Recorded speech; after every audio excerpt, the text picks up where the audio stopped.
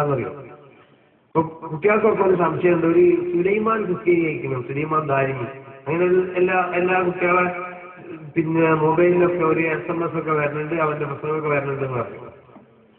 ഓൻ സുലൈമാൻ ദാരിമിയല്ല. ഞാൻ നന്ദി ദാറുസ്സലാം അറബി കോളേജ് പ്രിൻസിപ്പാളാണ് കാലഘട്ടത്തിൽ. ഞാൻ പുറത്താക്കിയവനാണോ?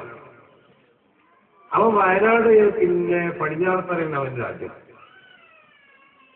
അവനെ ഞാൻ പുറത്താക്കിയ എന്തിനാന്ന് ചോദിച്ചാൽ അവന് വല്ലാതെ നുണ അറിയുന്ന ആളാണ്, വല്ലാതെ പൊള്ളു പറഞ്ഞു. അപ്പോൾ ഒരു ദിവസം ഇതേമാതിരിക്ക് അവിടെയുള്ള സിറാജുദ്ദീൻ ദാരിമി കക്കാട് എന്ന് പറഞ്ഞത് വലിയ പ്രസംഗകനാണ്. അവനോ ഇവരൊക്കെ ഒന്നിച്ച് പഠിക്കുന്ന കാലത്താണ്. അപ്പൊ അവൻ എന്താക്കി എന്ന് പറയും, സിറാജുദ്ദീൻ ദാരിമിനെ സംബന്ധിച്ച് ചില നുണകളൊക്കെ പറഞ്ഞു. സിറാജുദ്ദീൻ ദാരിമി അവിടുന്ന് ഇന്നോട് ചോദിച്ച് അവന്റെ പാസ്പോർട്ട് വാങ്ങാൻ വേണ്ടി പോയിരുന്നു. ഇവൻ വന്ന് നടന്നു പറയാണ്, സിറാജുദ്ദീൻ ദാരിമി ഉസ്താദിനോട് ചോദിക്കാതെ ഉപയോഗിക്കുന്ന ഉസ്താദ് പറഞ്ഞിരിക്കണം. അങ്ങനെ ഞാൻ അവനെ വിളിച്ചു, കുട്ടികളെയും വിളിച്ചു. അവരോട് ഞാൻ പറഞ്ഞു, ഞാൻ എപ്പോഴും അവനോട് പറയുന്നുണ്ട്, എന്റെ ഹൃദയത്തിന് എന്തോ ഒരു തകരാറുണ്ടോ, ഈ വല്ലാതെ നുണ പറയുന്നുണ്ടല്ലോ.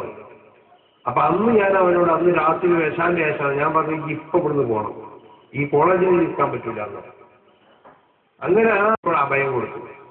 അത് ഞാനറിയും. പക്ഷെ രാത്രി അവനോട് കിടന്നോട്ടെ, അവിടെ 1-2 കൊല്ലം പഠിച്ചാളവൻ.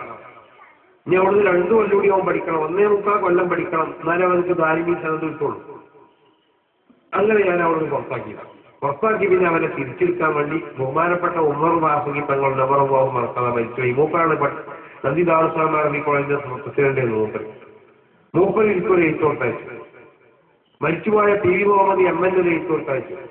അവന്റെ വയനാട്ടിലുള്ള പല ലീഗിന്റെ നേതാക്കന്മാരെയും കോൺഗ്രസിന്റെ നേതാക്കന്മാരെയും പല മുസ്ലിംമാരെയൊക്കെ കൂട്ടിയിട്ട് വന്നു. ഞാൻ അവരെ നന്ദി തിരിച്ചെടുത്തിട്ടില്ല. അങ്ങനെ അവൻ അവിടുന്ന് ഒരു 3 മാസം കഴിയുമ്പോൾ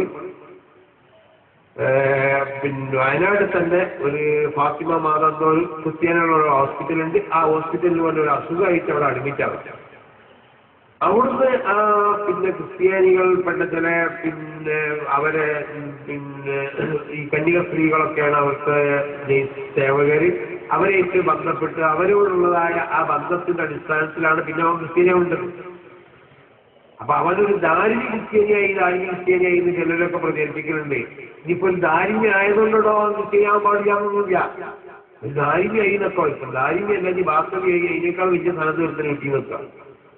അല്ലെങ്കിൽ ഈ പറഞ്ഞ പോലെ കോളേജിൽ കൊടുക്കുന്ന ഒരു സ്ഥലത്ത് വർക്ക് കിട്ടി നിൽക്കുക. എന്നാലും അവൻ ക്രിസ്ത്യാനി കൂടെ അള്ളാഹു സുബ്ഹാനഹു വ തആല ഒരുത്തനെ ഹിദായത്ത് കൊടുക്കുകയും ചെയ്യും. ക്രിസ്ത്യാനി ആവാം, അവൻ എന്തും ആവാം.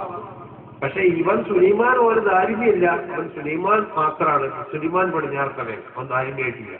ഓനാണ് ദാരിമിയാണെങ്കിൽ 1.25 കൊല്ലം പഠിക്കണം. മുത്തവൽ എന്ന് പറഞ്ഞ കോഴ്സിന് 2ാമത്തെ പഠിക്കണ ഒരു 3 മാസം പഠിച്ചിട്ടുള്ളൂ. ആ പഠിക്കുമ്പോഴാണ് അവനെ പുറത്താക്കുന്നത്.